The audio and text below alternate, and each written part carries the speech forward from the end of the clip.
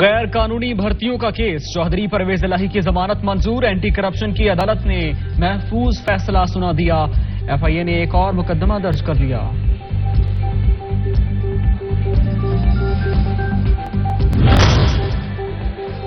وزیر اعظم محمد شہباز شریف کو ترک صدر رجب طیب ایردوان کا ٹیلی فون، یونان کشتی حادثے میں جانی نقصان پر اظہار افسوس، لواحقین سے اظہار ہمدردی، مشکل وقت میں ہر ممکن ساتھ نبھانے کا عزم۔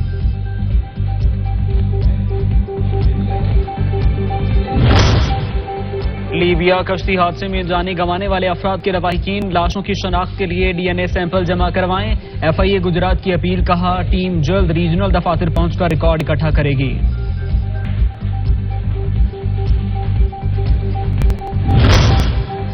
اسلامک اسکالرز اور علماء کرام کے وفد نے جناح ہاؤس کا دورہ کیا، وفد نے 9 مئی کے واقعات اور جناح ہاؤس کی حالت ازار اور جلاؤ گھراؤ پر شدید دکھ کا اظہار کیا۔